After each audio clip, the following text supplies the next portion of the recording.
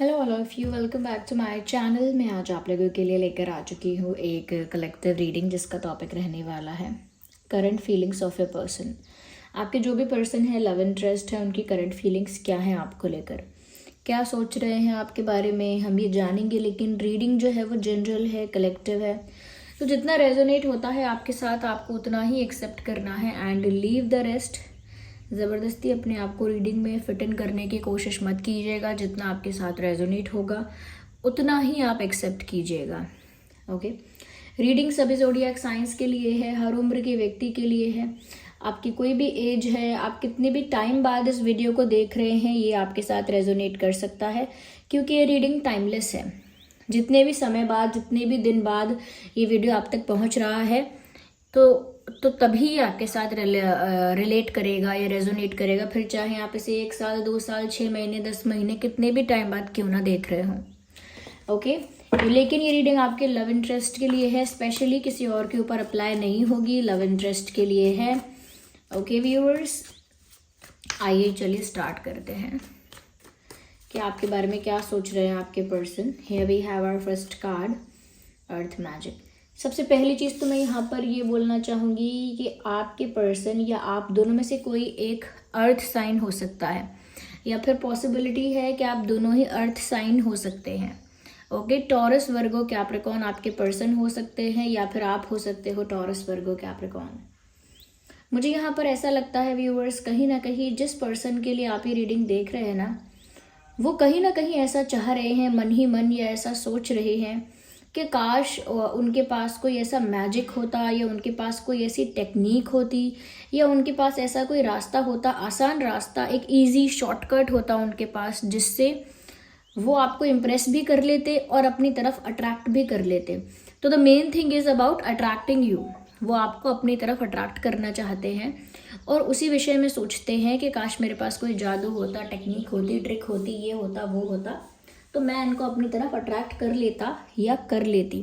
So this person wants to attract you. ये चीज़ साफ दिख रही है। जिसके लिए भी आप ये रीडिंग देख रहे हैं, ये आपको अपनी तरफ आकर्षित करना या इम्प्रेस करना चाहते हैं। यस, हो सकता है कुछ केसेस में ऐसा पॉसिबल तो है कि जैसे ये पर्सन आपको लेकर law of attraction technique follow कर रहे हैं, ऐसा लगता है। यस, लेट्स सी क्या और ये आपके बारे में क्या सोच रहे हैं या क्या सोच रही हैं।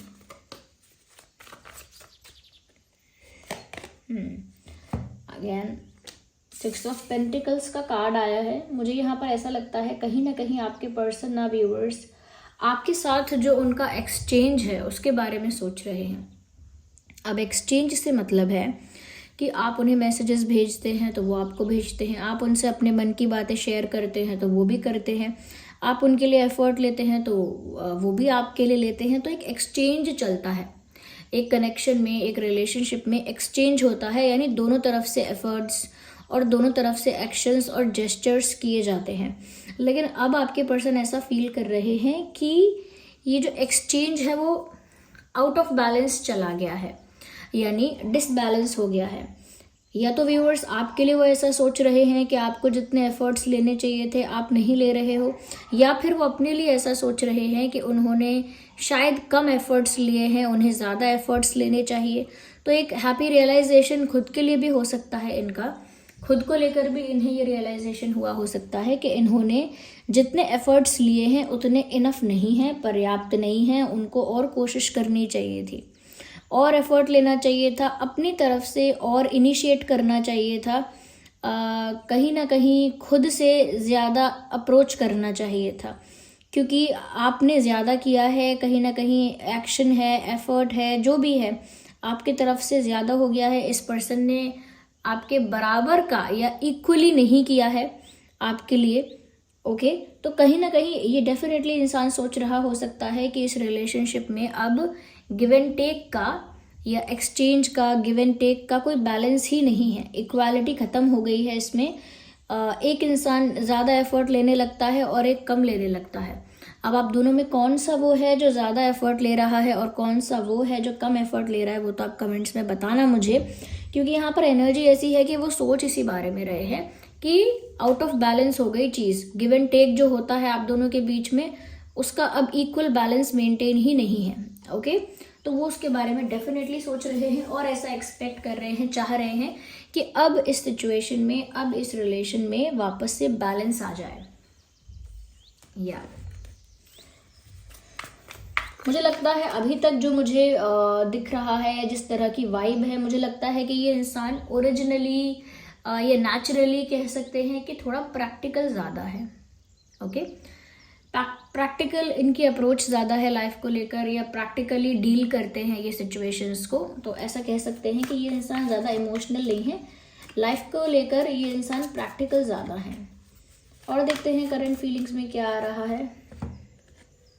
फिर से पेंटिकल्स, यहाँ पर भी 6 ऑफ पेंटिकल्स आया था, अब अगेन यहाँ पर 8 ऑफ पेंटिकल्स आ गया है। तो मैं फिर से कहूँगी व्यूअर्स, ये इंसान मुझे काफ़ी प्रैक्टिकल लग रहा है।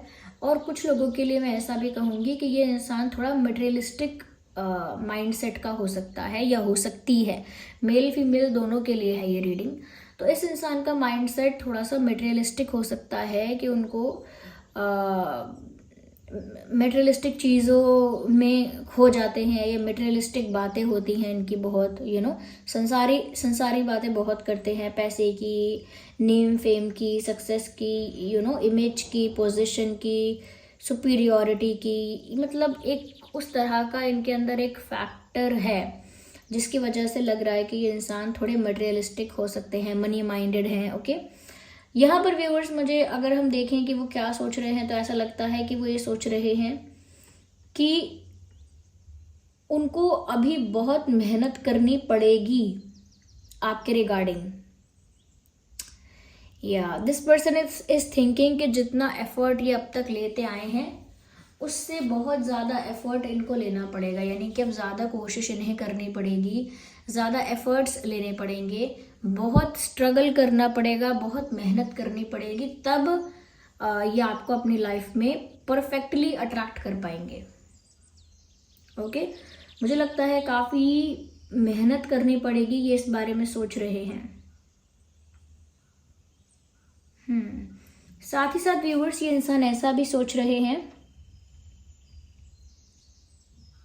कि क्योंकि वो प्रैक्टिकली अपनी लाइफ में बिजी रहते हैं, आपने उनको मिसअंडरस्टैंड किया है। एक ये भी थॉट प्रोसेस है एक तरह का, कि क्योंकि वो अपने फाइनेंसेस में, अपनी फैमिली में, अपने करियर में, या अपनी अदर रिस्पॉन्सिबिलिटीज़ में, अपने अदर चीज़ों में इतना बिजी हो जाते हैं, इतना व्यस्त हो जाते हैं व्यूअर्स, कि आप उनकी सिचुएशन को अंडरस्टैंड नहीं कर पाते हो और मिस इंटरप्रेट करते हो या मिसअंडरस्टैंड करते हो और मिस जज कर लेते हो उनकी कंडीशन को, उनकी सिचुएशन को, और समझ नहीं पाते हो कि वो बिज़ी हैं या कहीं इन्वॉल्व हैं, किसी चीज़ में फंसे हुए हैं।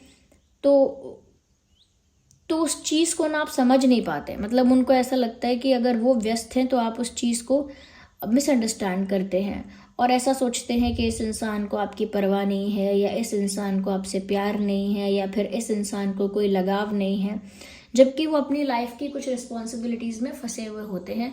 तो आप में ना उनको अंडरस्टैंडिंग की थोड़ी कमी नज़र आ रही है।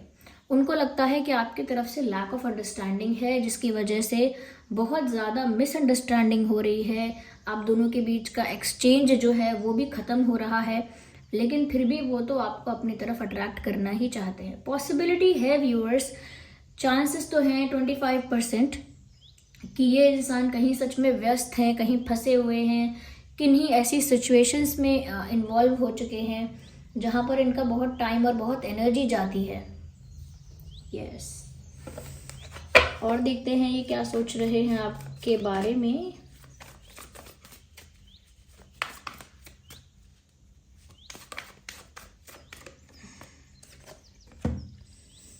कहीं ना कहीं व्यूअर्स 9 ऑफ कप्स का कार्ड भी आ गया। मुझे ऐसा लगता है कि इस इंसान के लिए आप इम्पोर्टेंट तो हो, और इस इंसान के लिए इस इंसान का प्राइड हो आप, यानी कि आप इनकी वो अचीवमेंट हो, या आप इनकी वो सक्सेस हो, वो विक्ट्री हो जो ये सबको दिखाना चाहते हैं। यानी कि व्यूअर्स, आपको पाकर इनको प्राउड फील होता है। आपके साथ जब इनका नाम जुड़ता है तो इन्हें बहुत प्राउड फीलिंग आती है। अगर इनका और आपका नाम कोई जुड़ता है साथ में, तो इन्हें बहुत प्राउड फील होता है, बहुत अचीवमेंट जैसे इनकी ये है, कोई ऐसा फील होता है कहीं ना कहीं आपको अपनी लाइफ में पाकर, या ऐसा महसूस करके कि आप तो इन्हीं के हो, आप तो इन्हीं के हो, ये सोचकर ये इंसान मन ही मन बहुत प्रफुल्लित होते हैं, बहुत खुश होते हैं। So they feel proud about it. आपकी जैसी पर्सनालिटी है व्यूअर्स, जैसे आप इंसान हो, जब भी वो सुनते हैं, सोचते हैं कि आप तो उनके हो, तो ये सोचकर वो बहुत इतराते हैं, बहुत खुश होते हैं, काफ़ी प्राउड फील करते हैं। यस, चाहे वो लाइफ में कितने भी बिजी रहें, कितनी भी रिस्पॉन्सिबिलिटीज़ रहें, कितना भी करियर को लेकर बिजी रहें या कुछ भी, फिर भी इनको जो इमोशनल सेटिस्फैक्शन है वो आपसे ही मिलता है। यस, चाहे वो कितना भी व्यस्त है अपनी लाइफ में, लेकिन एक इमोशनल फुलफिलमेंट जो है, इमोशनल सेटिस्फैक्शन जो है, इमोशनली जो वो सेटिस्फाइड होते हैं, वो सिर्फ आपसे होते हैं व्यूअर्स। यहाँ पर टॉरस, वर्गो, कैप्रिकॉर्न के साथ साथ कैंसर, स्कॉर्पियो, पाइसिस भी हो सकता है आपका और आपके पर्सन का ज़ोडिएक साइन।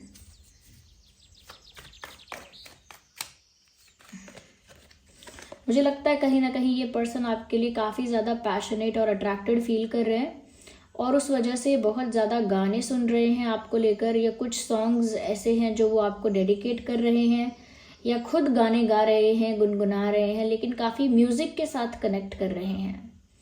इतना अट्रैक्टेड और इतना पैशनेट है आपके लिए कि म्यूज़िक बहुत ज़्यादा सुन रहे हैं, या म्यूज़िक से अपने आप को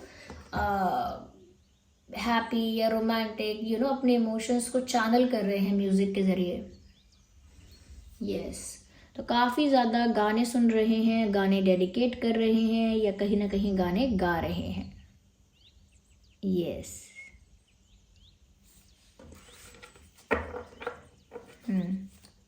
एक सॉन्ग यहाँ चैनल हो रहा है, सुनो ना सुन लो ना, हम सफ़र मुझी को चुन लो ना। ये रानी मुखर्जी हैं इस गाने में एक्ट्रेस, और शाहरुख खान जी हैं। यस, यही हैं दोनों, और ये मुझे पता नहीं गाना किसने गाया है, लेकिन इस सॉन्ग में कुछ ऐसे लिरिक्स हैं, सुनो ना सुन लो ना, हम सफ़र मुझी को चुन लो ना, और तुमने ना जाना कि मैं दीवाना, लेकर आया हूँ दिल का नजराना, मेरे दिल की है जो दास्ता। तो ये सॉन्ग आप सुन लीजिएगा, कहीं ना कहीं एक क्यूट एंड रोमांटिक वे है उनका इस सिचुएशन को, या इस प्यार को, आप दोनों के कनेक्शन को फील करने का, इसीलिए ये सॉन्ग शायद यहाँ पर चैनल हुआ है। मुझे लगता है व्यूअर्स कि इस इंसान को इंतज़ार है, इंतज़ार पूरा होते ही, इंतज़ार ख़त्म होते ही ये इंसान एक रास्ता बना लेगा आप तक पहुंचने का, या बना लेंगी डेफिनेटली। यहाँ पर साफ साफ ऐसा लग रहा है व्यूअर्स कि अभी तो ये इंसान सही समय का, सही अपॉर्चुनिटी का, सही चांस का इंतज़ार कर रहे हैं। द मोमेंट वो टाइम आ जाएगा, वो अपॉर्चुनिटी मिलेगी इनको, तो ये आपकी तरफ आने का रास्ता बनाएंगे। ओके, जैसे राम जी ने बनाया था ना राम सेतु, उधर जाने के लिए लंका। तो मुझे लगता है ऐसा ही कुछ मैं बोलना चाह रही हूँ कि जैसे ही ये अपने इस रिस्पॉन्सिबिलिटी से या फ्री हो जाएंगे, अपनी रिस्पॉन्सिबिलिटी से या किसी बर्डन से फ्री हो जाएंगे, किसी जिम्मेदारी से फ्री हो जाएंगे, या फिर ऐसा लग रहा है कि जैसे वो राइट टाइम आ जाएगा। यस, क्योंकि वो किसी चीज़ का इंतज़ार कर रहे हैं, तो वो जब इंतज़ार पूरा हो जाएगा ना, तब ये आप तक पहुंचने के लिए एक मार्ग बनाएंगे। यस, एक ब्रिज बनाएंगे आप तक पहुंचने के लिए, पर अभी वेटिंग मोड में है, वो इंतज़ार कर रहे हैं। मुझे यहाँ पर ऐसा लगता है उनको कोई कन्फ्यूजन नहीं है, आंखें खोल के, आंखें बंद करके उन्हें हर तरह से पूरी क्लैरिटी है कि आप ही उनका गोल हो। कोई कन्फ्यूजन नहीं है इस बात में, यू आर देयर गोल, आपको ही पाना चाहते हैं, और कहीं ना कहीं वो भीड़ में भी आपको दूर से देख सकते हैं, क्योंकि वो उन्होंने चुना ही आपको है। तो उनके लिए कोई कन्फ्यूजन नहीं है, कोई इल्यूजन नहीं है, कोई कह सकते हैं कोई डिस्ट्रैक्शन भी नहीं है। They want you and their focus is clear, वो आपको ही चाहते हैं और उनका फोकस भी क्लियर है।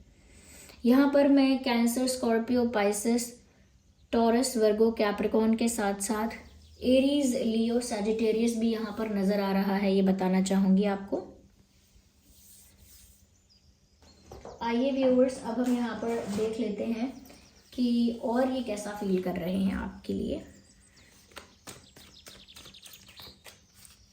ये वाले कार्ड्स भी काफ़ी इंटरेस्टिंग हैं, लेट्स सी विद दैट कि ये और कैसा फील कर रहे हैं आपके लिए। I am fed up with your complaining nature. मुझे ऐसा लगता है व्यूअर्स, कहीं ना कहीं ऐसा हो सकता है कि आप लोगों के बीच में जो गिव एंड टेक कम हुआ या मिसअंडरस्टैंडिंग स्टार्ट हो गई या लैक ऑफ अंडरस्टैंडिंग जो वो कह रहे हैं कि आप उनको समझ नहीं पा रहे हो या गलत समझ रहे हो, गलत आपने परसीव कर लिया है, ओके, समझ नहीं पाए हो उनकी सिचुएशन को। तो व्यूअर्स वो शायद इसीलिए भी ऐसा फील कर रहे हैं क्योंकि उन्होंने ये चीज़ देखी है कि उनकी कंडीशन सिचुएशन को समझने की जगह आपने उनको जज किया है और इस चीज़ की शिकायत की है कि ये ठीक नहीं हो रहा, वो ठीक नहीं हो रहा, ऐसा नहीं होना चाहिए, वैसा नहीं होना चाहिए, जबकि आपने उन परिस्थिति को उनके एंगल से समझा ही नहीं। वो किस सिचुएशन में है, वो कैसा फील कर रहे हैं, उनके एंगल से देखा जाए, उनके पर्सपेक्टिव से देखा जाए तो सिचुएशन कैसी है वो आपने जानना या समझना नहीं चाहा, लेकिन शिकायत की कि कुछ गलत हो रहा है। तो मुझे लग रहा है कि वो थोड़ा सा इस बात से ही थोड़ा सा डिस्टर्ब हो जाते हैं, ये सोचकर कि आप उनकी कंडीशन को समझ क्यों नहीं पाते हैं।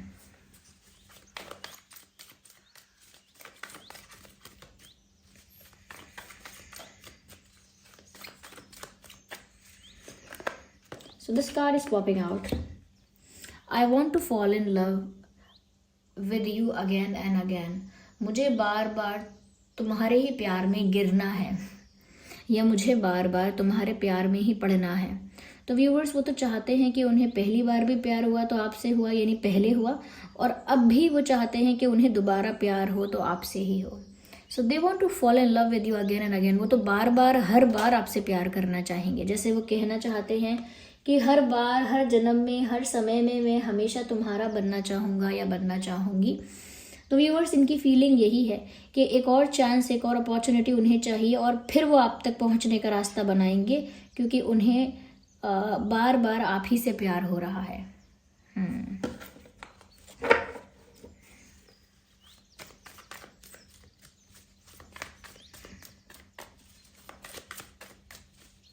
So this, oh no, we need one card. So one card popped out. आइए देखते हैं कि इस कार्ड में क्या मैसेज है। I still feel the same for you. तो अगर आपको ऐसा लगता है इनकी फीलिंग्स में, इनके इंटेंशंस में किसी तरह का चेंज आया है तो वो तो यहाँ पर साफ कह रहे हैं I still feel the same for you. मैं अभी भी तुम्हारे लिए वैसा ही फील करता हूँ जैसा मैं करता था या करती थी। तो व्यूअर्स अगर आप सोच रहे हैं कि उनका मूड चेंज हो गया होगा, मूव ऑन कर लिया होगा, भूल गए होंगे, दिस एंड दैट, ऐसा कुछ नहीं है। इनफैक्ट वो तो अभी भी ऐसा सोच रहे हैं कि उनकी फीलिंग्स अब भी वैसी ही हैं जैसी प्यार में शुरू में हुई होगी, यानी उनका प्यार में कोई फर्क नहीं आया है।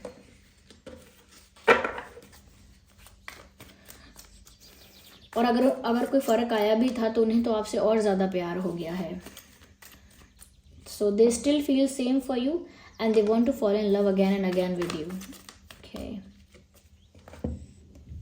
You fail to keep a balance between your parents and me. कहीं ना कहीं व्यूअर्स मुझे यहाँ पर ऐसा लगता है कि आपके पर्सन, जो मैंने कहा था ना कि इस बात से परेशान है कि ये जो रिश्ता है ये आउट ऑफ बैलेंस चला गया है, एक बैलेंस नहीं है, एक गिव एंड टेक का इक्वल जो बैलेंस होता है कि दोनों तरफ से बराबर एफर्ट लिया जाता है, वो चीज़ नहीं है यहाँ पर।